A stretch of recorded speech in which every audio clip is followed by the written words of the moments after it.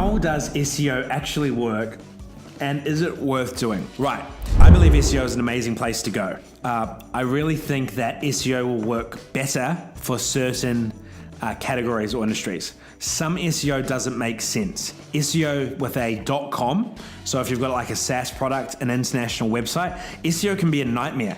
SEO is super expensive if you're trying to rank a .com in a highly competitive industry. There's also other industries that can be highly competitive. So my first answer to that question is it's all relevant, right? What business are you in, and what does the competition look like? If you're looking to rank locally, for example, .co.nz, you're looking to rank locally across New Zealand, or .com.au, you're looking to rank locally across Australia, or you even want to go a step further and you say you want to rank locally in Auckland, or you want to rank locally in Sydney, then SEO can be a great place to go. .com can be very tricky. How do you actually do SEO? How does it actually work? Well, SEO is really simple. I want to break it down in layman's terms. Google has a vested interest in producing and sharing the most relevant content in front of their searches. So if someone searches for red jumpers, Google wants to place the most relevant and quality content in front of the search user talking about red jumpers. It's that simple. You can't trick Google. You can't, there used to be these old tactics where you could stuff links or stuff keywords into a page. It just doesn't work anymore. You have to focus on quality over quantity. So how do you actually do it? Well, it's really simple, and I'll break it down into a couple of stages. Xander, if you can do some animations, that would be amazing. So step number one, you need to focus on the research and keyword analysis. So before you even look at SEO, you need to understand what keyword search terms you want to get in front of. I'll be back in one sec.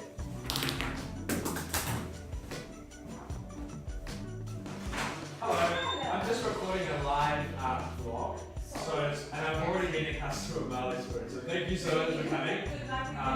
Okay, thank you. See ya.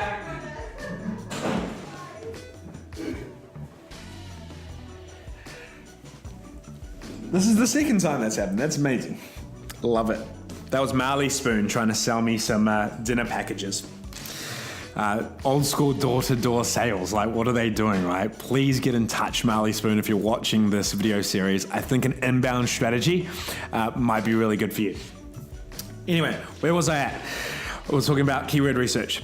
So you need to understand what keywords you want to show up for. Certain keywords will have higher search volume and have higher intent for your business. What I mean by intent is you wouldn't want to show up for keywords like how to knit a red jumper, but you would want to show up for a keyword such as purchase red jumpers, or buy red jumpers, or red jumper store, or red jumper supplier, etc., right?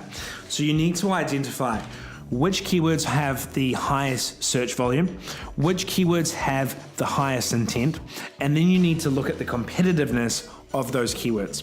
So if you hire an SEO agency, they can do a lot of this for you. They can analyze the competitors that are appearing for these keywords, and then they can reverse engineer a plan to rank ahead of them. SEO is really simple. If you want to be in position 1, you need to do a better job than the competitors that are currently in position 1. You can't have a page with 200 words, no backlinks, a terrible website, a slow website, and expect to try and outrank a website with, say, a page that has 200 words, high quality backlinks, a fast website, and a great user experience. It just won't work, right? And as much money that you throw into the actual strategy, unfortunately, it probably won't work unless you look at all the key elements of what it is that's ranking these websites in position 1. So SEO is a highly competitive space.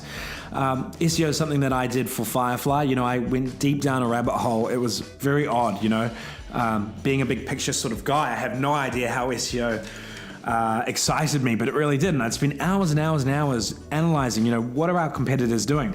How did they rank in position 1? What did their pages look like? How many backlinks did they have? There's tools online that you can use to analyze all of this stuff. One of the tools that I'll share is Ahrefs. So Ahrefs is a great tool of analyzing what backlinks a website actually has. you can see all of the links that they've generated, where they are. You can then go and try and reverse engineer those, or go out and get your own, and you have a benchmark of what you need to do versus what the competitors have done. For example, they may have 100 backlinks. Most of them are high quality. They'll have a domain rating. You go into Ahrefs, you analyze your backlink ranking, and then you know what you've got to compete against. You might be at, say, 50 quality backlinks, they're at 100. Basic SEO stuff, right, guys? This is the basic stuff. You're gonna need to increase your backlinks to at least 100 if your content is exactly the same. So let's get into the first part of it, content. So the content of your website, the content of your structured meta titles and meta descriptions, the content in your URL, H1 headers, the content on your website page itself, all of this needs to be in alignment to the keyword that you're wanting to rank for. And if you're wanting to outrank your competitors, you probably need to do a better job there as well. So let's go through these in detail. Meta title.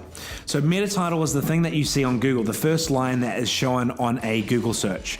It's restricted to, I believe, 76 characters. Don't quote me on that. And then below that, you have meta description, which is limited to 156 characters. So the meta title is what Google is reading to understand what the page is about. So you want to include the keyword that you want that page to rank for in the meta title. You may do that by having red jumpers in the meta title. Now, you've got enough characters left to add a few other keywords. So let's say we choose 5 keywords that we want to rank for the red jumpers website page. Let's say those keywords are red jumpers purchase, red jumpers online, purchase red jumpers online, red jumpers store, red jumpers supplier, red jumpers. We probably want to include a couple of keywords here that are relevant to those keywords that we're ranking for, we want to rank for in the meta title. So I might restructure the meta title like this. Purchase, red jumpers, line, store.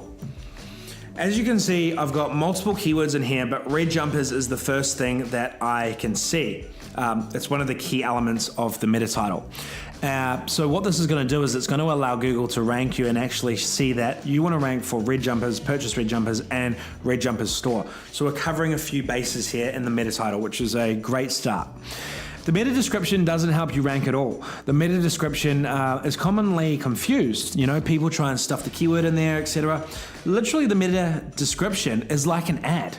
Like if you're doing Google AdWords or you're doing a Facebook ad. The meta description needs to sell what your page is about and why someone should click there. So you should build intrigue, you should ask questions, you should tell them what your page is about. You should share your USPs in the meta description.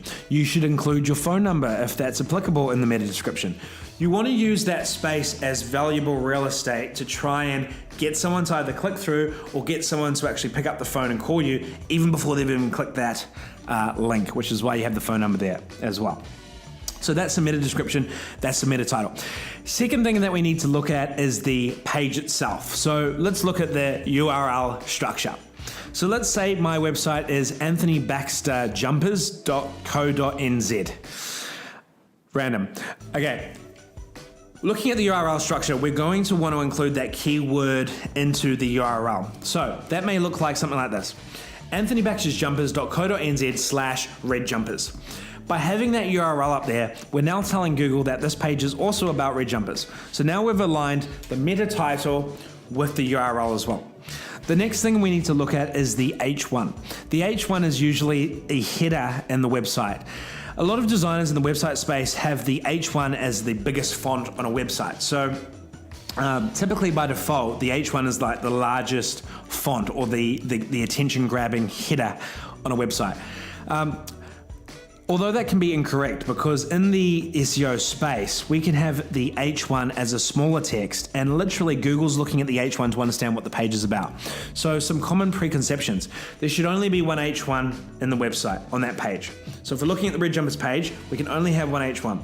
That H1 should have the keyword that we want to rank for. So we want to see red jumpers at the start of that H1 as well. If that H1 can be at the top of the web page as well, that's super important because it's going to be the first thing that Google reads before it gets into the content of your web page. A lot of websites will have H1 throughout that page because it's the header. So it'll be H1, H1, H1, H1. It'll be the header of each section. This is completely wrong. So what you'll need to do is ensure that you only have one H1 and have the other sections as H2s and H3s. They can be changed in terms of their size through a design element, but there can only be one H1. If you have other H2s throughout the page, you're going to confuse Google. It's not going to know what your page is about, and you're not going to rank accordingly. Third, we need to look at the content itself. Now, a rule of thumb that we have here at Firefly is we want to have at least 400 to 800 words on that page, talking about red jumpers. Now, for an e-commerce website, this can be quite hard, right? A lot of that is visual and you want to have a great user experience. So you might do this in a smart way by having some text at the beginning, some text at the end. The text at the beginning opens up and it shares what the store is about, what this page is about, what the category is about. The text at the end might wrap it up. For a service-based company, for a non-e-commerce based company, this should be fairly easy. You want to talk about the red jumpers, maybe the process of how you create the red jumpers, why your red jumpers are the best, the price of your red jumpers, some testimonials about your red jumpers. Really, it shouldn't be that difficult to create and write 400 to 800 words. Now, you need to reverse engineer what your competitors are doing. So let's look at the competitors over there. Have they got 400 words, 800 words, 2,000 words? Okay, that's going to give you a good understanding of what you should work towards in your SEO strategy on your page. Cool.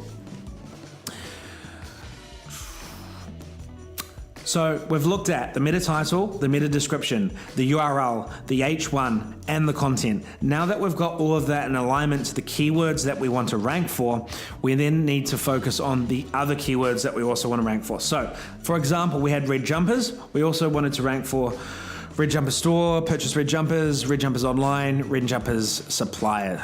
I can't remember. I think I got that right. I'm not too sure. But we need to include those keywords as well through the copy. So you've written 400 to 800 words. You need to now include those keywords mentioned once throughout the copy. I would recommend that you write the content first based on the story you want to sell, based on quality content, based on the experience and the actual content that you want someone to read, and then look to integrate those keywords after. Too often I see people trying to reverse engineer keywords they want to rank for, and then they write a whole lot of garbage on their page, and then the user experience sucks and people bounce off because it doesn't make any sense, right? And it's structured in an odd way.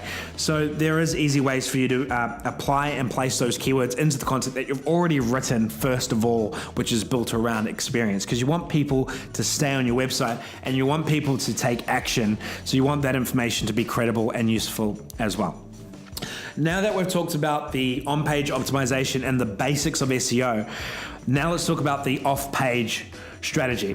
So I'm talking about backlinks. Now, backlinks are essentially what Google looks like. So backlinks are essentially what Google looks at to see whether your website is credible. There's all sorts of different backlinks that you can drive, which are essentially a link pointing to your website. Here's a couple of examples. You can talk about local citations or classified listings. I'm talking about Yellow Pages, I'm talking about Hot Frog, I'm talking about those local classifieds that you can list your business in for free, where you're in a part of a directory. This is probably the first place you want to start as part of an SEO backlinking strategy. There's literally hundreds of local citations, local classifieds that you can get your business listed in. And it's an easy way to get a link. It's not the highest quality link, but it's a great place to start to get those numbers up. So I would recommend looking at getting at least 100 local citations and pointing towards your business as part of your first SEO strategy. Second, we can then talk about press releases. Press releases are a great way to spike your links, backlinks at the beginning of your SEO strategy if you don't have many. They're also a great way, as I mentioned before earlier in this episode, in getting awareness and building brand for your business. So if you compare a great press release and include your link and send that through to Scoop, send that through to all the news distributors, etc., and get that listed, those are great high quality links that are really hard to replicate for competitors, etc. If you get a link in, say, Stuff or New Zealand Herald or, say, the Sydney Herald, etc., those are very, very high quality links that are hard for someone to replicate. So that is the second place that I would start. Write a press release, send it out, and you're going to be guaranteed to get a few links if you go through distributors like Scoop. And if you get those high quality links as well, you may get some PR, but you also get a high quality link as well. So that's going to be great for your business. Number 3, you can guest blog. So there's a lot of different blogs out there. There's a lot of different websites out there that you can actually approach and ask us to write on their behalf, write a piece of content for their blog. They're looking for people to write on their blog because that's great for their readers. You know, if it's a great piece of content, their website users are going to be happy. Their users are going to keep coming back for content. So they're really happy about that. And if you spend the time writing a good piece of article, then that should be accepted and approved and placed on a website. So a guest blog is an easy way to get a link pointing back to your website, but it also can give you a bit of awareness as well in your space. So just like PR, it has 2 benefits there, which is what I'm really a big fan of. You know, rather than just looking at SEO really technically and going, how many backlinks can I get? Using SEO to try and build brand awareness and credibility at the same time is what my preferred option would look like. Number 4, you can also you can also have your links placed across suppliers, relationships with friends, businesses, etc. Anyone that's relevant, anyone that's high quality, that's happy to place a link back to your business. So suppliers is a great low-hanging fruit that I would look at, that where they can include you on their website if they have, like, say, a partners or suppliers page on their website. Number 6, I'm talking about articles. Now, articles are slightly different to guest blogs. Articles are where you can actually pay someone to place your article in their website. There's lots and lots of websites out there, website aggregators that have, real estate that you can place a article in and pay that website to place it in. So it's sort of a guaranteed way to get backlinks. Is it grey hat? Is it black hat? Is it white hat? It's sort of on the fence. You need to ensure that it's relevant, it's high quality, and you need to write that article yourself, and then you may need to pay a fee for that backlink. So I'm not talking about buying backlinks on Fiverr or anything like that. That's total black hat, and that'll tank your SEO rankings for the long term. You could even get a penalty from Google for that. What I'm talking about is identifying those relevant websites across the web and then paying them to list an article. A great example of this is Forbes. So you can write an article and you can pay Forbes to list that article, and part of that you can have a backlink pointing back to your website. So Forbes is a super credible website. However, a lot of the times you have to pay Forbes to actually get that listed in. So there you have it. There's lots more backlink strategies, backlink channels that you can look at that I won't cover off in this basic summary of SEO. I know I've been speaking for a while on SEO, so I'm going to wrap it up there. If you look at both on-page and off-page optimization and you follow those tips that I shared, you should be ranking in no time. To get to page 1, that's pretty easy. And if you follow those steps, you should be able to get to page 1 of Google pretty easily. To get to position 1, as I said, you need to be doing a better job than your competitors in position 1. And SEO isn't a silver bullet, start and stop sort of thing. Think about it. If you stop doing SEO and your competitors keep going and do better work than you, you're going to slowly drop in the rankings. So I always suggest, look at SEO as a long-term commitment for your business. Once you do the heavy lifting up front and get into position 1 and start ranking for keywords and start increasing your traffic, you're not going to be required to do as much work when you're in that position. But I still always recommend doing maintenance, continuing to build quality backlinks, and creating new pages for new keyword opportunities. So that's a wrap on SEO and how to do that. I hope I answered your question.